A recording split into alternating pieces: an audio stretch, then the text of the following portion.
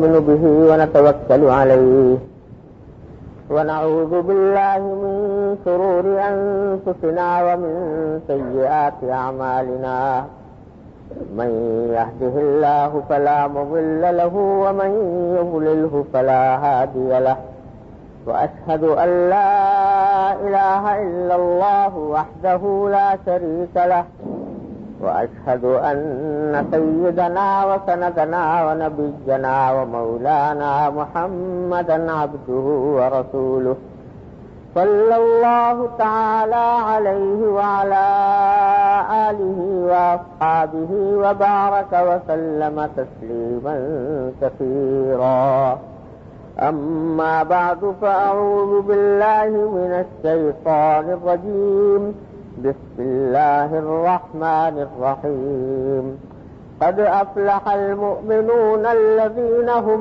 في صلاتهم خاشعون والذين هم عن اللغو معرضون والذين هم للزكاة فاعلون آمنت بالله صدق الله مولانا العظيم وصدق رسوله النبي الكريم ونحن على ذلك من الشاهدين والشاكرين والحمد لله رب العالمين. بزرگان محترم اور برادران عزیز، سورہ مومنون کی ابتدائی آیتوں میں اللہ تبارک و تعالی نے مومنوں کی فلاح کے لیے جو ضروری کام ہیں وہ بیان فرمائے ہیں. ان میں سے ایک یہ ہے کہ والذین هم للزکاۃ فاعلون، کہ فلاح یافتہ مومن وہ ہیں جو زکوٰۃ انجام دینے والے ہیں. اس کی تشریح کرتے ہوئے گزشتہ سے پیوستہ جمعہ میں نے زکوٰۃ کے کچھ مسائل بیان کیے تھے، اور اس سے پہلے زکوٰۃ کی اہمیت اور اس کے ادا نہ کرنے کی سنگینی جو قرآن و حدیث میں وارد ہوئی ہے اس کا تذکرہ کیا تھا. زکوٰۃ دین کا ایک اہم ستون ہے اور فرض عین ہے ہر اس شخص کے اوپر جو صاحب نصاب ہو، اور اس کے ترک کرنے پر بڑی سخت وعیدیں ہیں. الحمدللہ مسلمانوں کی ایک بڑی تعداد زکوٰۃ کی اہمیت کو سمجھتی ہے اور اپنے اپنے طریقے پر زکوٰۃ ادا کرنے کی کوشش بھی کرتے ہیں، لیکن ناواقفیت اتنی زیادہ ہمارے معاشرے میں عام ہے، خاص طور سے دین کے مسائل کے بارے میں، کہ جو موٹی موٹی باتیں پہلے ہر عام مسلمان کو معلوم ہوا کرتی تھی، اب اچھے خاصے پڑھے لکھے تعلیم یافتہ لوگوں کو بھی ان کا پتہ نہیں ہوتا. حالانکہ نبی کریم سرور دو عالم صلی اللہ علیہ وسلم کا ارشاد یہ ہے کہ طلب العلم فریضۃ علی کل مسلم، اتنا علم حاصل کرنا جس سے کہ انسان اپنے فرائض و واجبات ادا کر سکے، یہ ہر مسلمان کے ذمہ فرض ہے. تو اگر کوئی شخص صاحب نصاب ہے تو اس کے ذمہ واجب ہے، فرض ہے کہ وہ زکوٰۃ کے صحیح مسائل معلوم کرنے کی کوشش کرے اور اتنے معلوم کر لے کہ وہ زکوٰۃ کا صحیح فریضہ انجام دے سکے. الحمدللہ اردو زبان کے اندر بھی کتابیں موجود ہیں، چھوٹی بڑی مختصر مفصل ہر قسم کی کتابیں علماء کرام نے لکھ کر شائع کر رکھی ہیں کہ اگر آدمی چاہے تو ایک دو نشستوں میں پڑھ کر وہ مسائل جان سکتا ہے. لیکن افسوس ہے کہ غفلت، لاپرواہی، ناواقفیت اتنی زیادہ پھیل گئی ہے کہ چھوٹے چھوٹے مسائل بھی لوگوں کو معلوم نہیں ہوتے اور اس میں غلطیاں کرتے. کیونکہ مسائل کا علم نہیں اور احکام زکوٰۃ سے واقفیت نہیں، اس لیے ہوتا یہ ہے کہ اگر کوئی شخص زکات نکالنا بھی چاہتا ہے تو بجائے اس کے کہ وہ ٹھیک ٹھیک حساب کر کے نکالے، میں اندازے سے نکال دیا، اندازے سے زکات نکال کے فارغ ہو گئے، سمجھے کہ زکات ادا ہو گئی۔ حالانکہ ہر مسلمان کے ذمہ فرض ہے کہ وہ اپنے سارے قابل زکات اثاثوں کا حساب پوری طرح کرے اور اس کا ٹھیک ٹھیک حساب کر کے زکات نکالے، کیونکہ اگر کوئی زکات کا حصہ واجب تھا اور ادا نہیں ہوا تو حدیث میں آتا ہے کہ زکات کا جو حصہ کسی مال میں جا کر مل جاتا ہے اس مال کو برباد کر ڈالتا ہے۔ یعنی اگر زکات کچھ کم ادا کی آپ نے اور زکات جو واجب ادا کرنی چاہیے تھی اس کا کچھ حصہ آپ کے مال میں مل گیا جا کر اور آپ نے استعمال کر لیا تو فرمایا کہ اس کو برباد کر ڈالتا ہے۔ آخرت کی بربادی تو یقیناً ہے ہی، دنیا کے اندر بھی بسا اوقات اس کے نتیجے میں بے برکتی، تباہی، بربادی، نقصانات، خدا جانے کیا کچھ پیدا ہوتا ہے۔ تو اس واسطے بہت اہتمام کے ساتھ ہر مسلمان کو چاہیے کہ زکات کے احکام معلوم کرے۔ ایک چھوٹا سا رسالہ ہے میرے بڑے بھائی حضرت مولانا مفتی محمد رفیع عثمانی صاحب دعوت برکاتہم کا چھوٹا سا رسالہ ہے احکام زکات کے نام سے۔ وہ ایسا ہے کہ اگر آپ چاہیں تو 1-1.5 گھنٹے میں بیٹھ کے پڑھ سکتے ہیں، 2 گھنٹے شاید لگ جائیں اگر ذرا غور سے پڑھیں گے، اس سے زیادہ نہیں، اس سے زیادہ کا نہیں، لیکن کم از کم اس میں بنیادی معلومات، کس پر زکات فرض ہوتی ہے، کن شرائط کے ساتھ فرض ہوتی ہے، کس طرح سے ادائیگی کرنی ہوتی ہے، کس کو دینی چاہیے، کس کو نہیں دینی چاہیے، یہ ساری تفصیلات اس میں موجود ہیں۔ تو میں مشورہ دوں گا کہ آپ برائے کرم ہر مسلمان اس کا مطالعہ کریں تاکہ مسائل سے معلوم ہو جائے۔ ایک مسئلہ جو پچھلے بیان میں گزشتہ سے پیوستہ جمعہ میں عرض کیا تھا اس کی تھوڑی سی وضاحت اس وقت کر دوں، کیونکہ بیان کے بعد کئی ساتھیوں نے سوالات کیے تو معلوم ہوا کہ وہ بات پوری طرح واضح نہیں ہو سکی، شاید میرے بیان میں کچھ کوتاہی رہی جس کی وجہ سے لوگوں کو سمجھنے میں دشواری پیش آئی، اس کی وضاحت کر دوں۔ میں نے یہ عرض کیا تھا کہ زکات ہر انسان کا الگ کے اوپر الگ فرض ہوتی ہے، جیسے نماز ہر ایک انسان کی الگ ہے، ہر ایک انسان کو الگ پر زکات وہ نماز واجب ہوتی ہے۔ ایک آدمی کی نماز دوسرے آدمی کی نماز کے لیے کافی نہیں ہو سکتی، اسی طرح زکات بھی ہر ایک انسان پر الگ فرض ہوتی ہے اپنے، اگر وہ صاحب نصاب ہے۔ اگر بیوی کی ملکیت میں نصاب کے برابر مالیت موجود ہے، زیور ہے، سونا چاندی ہے، نقدی ہے، 52.5 تولے چاندی کی مقدار کے برابر، تو اس کے اوپر زکات فرض ہو جاتی ہے۔ اور بعض لوگ یہ تو سمجھتے ہیں کہ گھر کے بڑے آدمی نے اپنی زکات نکال دی تو سب کی ادا ہو گئی، یہ بات درست نہیں۔ لیکن ابھی میں وضاحت کر رہا ہوں پچھلی بات کی، لیکن واجب تو ہے فرض کرو گھر کے 3 افراد کے اوپر، ہر ایک کے اوپر الگ الگ فرض ہے، الگ کی ملکیت پر الگ الگ فرض ہے، لیکن اگر ان میں سے کوئی شخص دوسرے کو اجازت دے دے کہ بھئی میں آپ کو اجازت دیتا ہوں کہ آپ میری طرف سے زکات ادا کر دیجیے، اور پھر وہ اس کی طرف سے زکات ادا کر دے، اپنے پیسے سے کر دے چاہے، تو بھی زکات ادا ہو جاتی ہے۔ مثلا ایک باپ ہے اور اس کے 3 بیٹے بالغ ہیں اور تینوں صاحب نصاب ہیں، یعنی ہر ایک کی ملکیت میں الگ الگ بھی 52.5 تولے چاندی کی مالیت کا سامان کے قابل زکات اثاثے موجود ہیں۔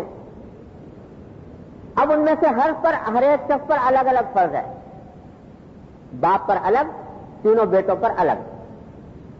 لیکن اگر بیٹوں کی طرف سے باپ اپنے مال سے زکات ادا کرنا چاہے تو کر سکتا ہے، بشرطے کہ تینوں کی اجازت ہو۔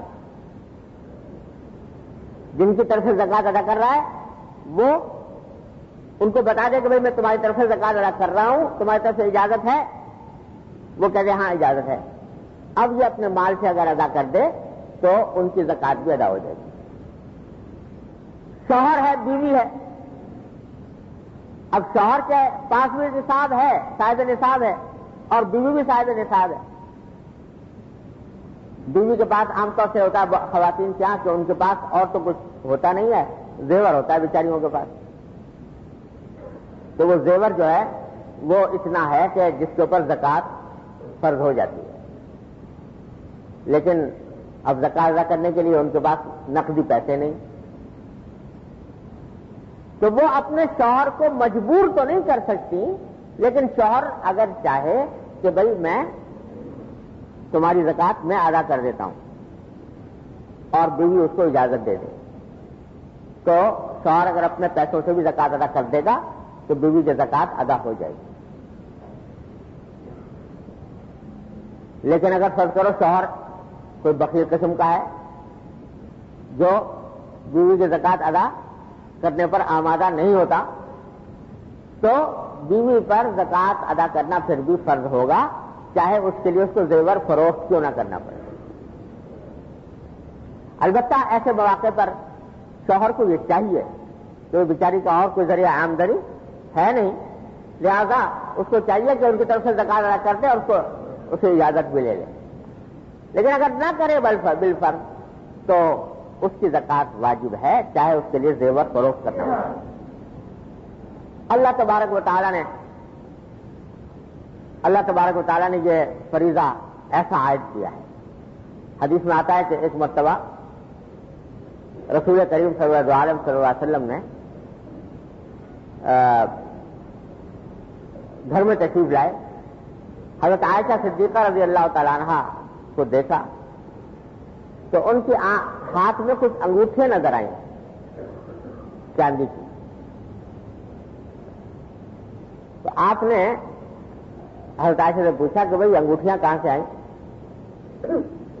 تو حضرت عائشہ نے عرض کیا کہ رسول اللہ میں نے یہ کہیں سے حاصل کی ہیں اور یہ سے ہیں تاکہ ذرا یہ اچھی لگتی ہیں دیکھنے میں، تو آپ کو بھی دیکھ کر خوشی ہوگی، اس واسطے میں نے یہ حاصل کر لی۔ تو حضرت عائشہ سے آپ نے فرمایا کیا تم اس کی زکات نکالتی ہو؟ زکات نکالتی ہو؟ حضرت عائشہ نے عرض کیا کہ نہیں رسول اللہ، اس کی زکات تو نہیں نکالی۔ تو آپ نے فرمایا کہ اگر تم یہ چاہتی ہو کہ اس کے بدلے میں آخرت میں تمہیں آپ کی انگوٹھیاں پہنائی جائیں تو بے شک زکات نہ نکالو، لیکن اگر آپ کی انگوٹھی پہننے سے بچنا ہے تو پھر اس کی زکات بھی ادا کرو۔ اتنی تاکید فرمائی رسول کریم صلی اللہ علیہ وسلم زیور کے بارے میں۔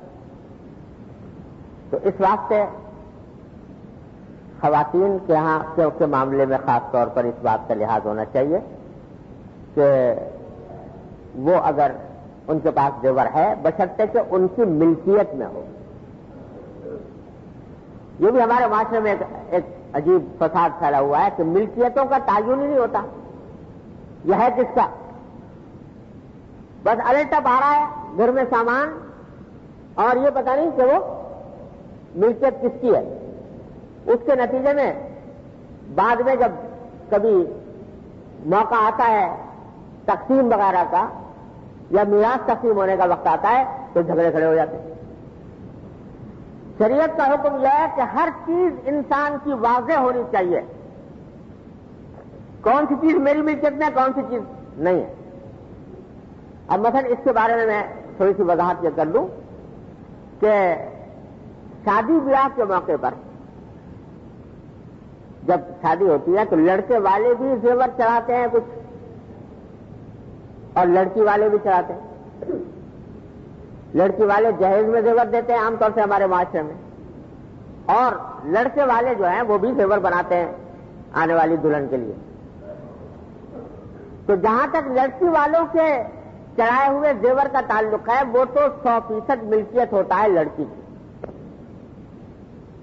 جو لڑکی والوں نے چڑھایا وہ لڑکی کی ملکیت ہے اور اس میں کوئی اور شبے کی بات نہیں. لیکن جو زیور لڑکے کی طرف سے چڑھایا جاتا ہے وہ دلہن کی ملکیت نہیں ہوتا، بلکہ وہ ایک طرح سے عاریتن دیا جاتا ہے. لوگوں کو یہ بات بڑی اچنبھی لگتی ہے. اچنبھی اس واسطے لگتی ہے کہ مسائل سے واقفیت ہی نہیں ہے تو اچنبھی لگتی ہے. اور اگر لوگ کہیں وہ تو چڑھایا گیا تھا شادی کے موقع پر تو لڑکی کو دیا گیا تھا تو لڑکی ہو گئی مالک اس کی. لیکن اگر خدا نہ کرے طلاق ولاق ہونے لگے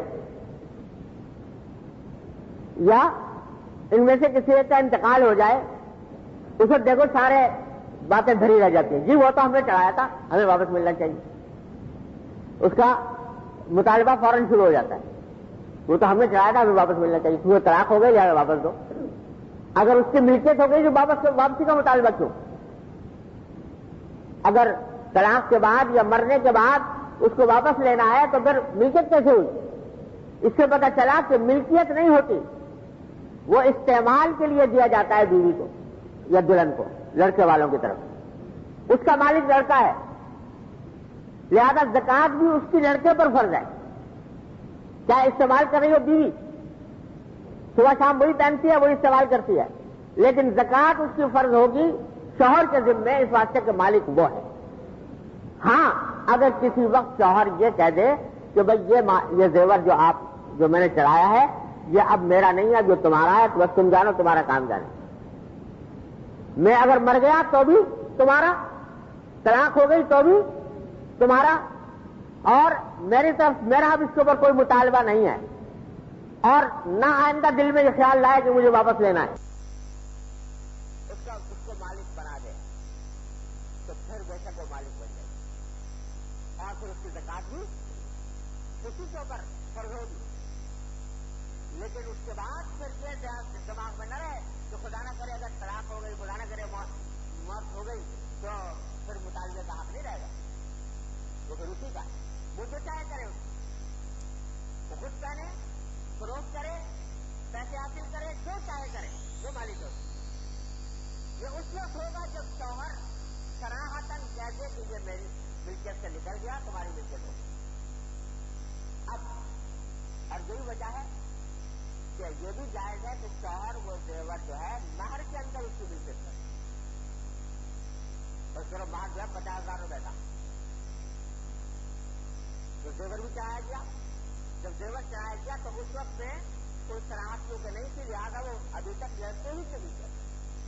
اب اگر وہ یہ کہتے کہ جو زیور میں نے چڑھایا ہے یہ میں مہر میں لگاتا ہوں تمہارے، تو تمہارا مہر کا حصہ ہے، تو 50,000 روپے اگر مہر مقرر ہوا تھا 50,000 روپے کا زیور دے دیا، مہر پورا ادا ہو. اب وہ مالک کا اس صورت میں زکات بھی پر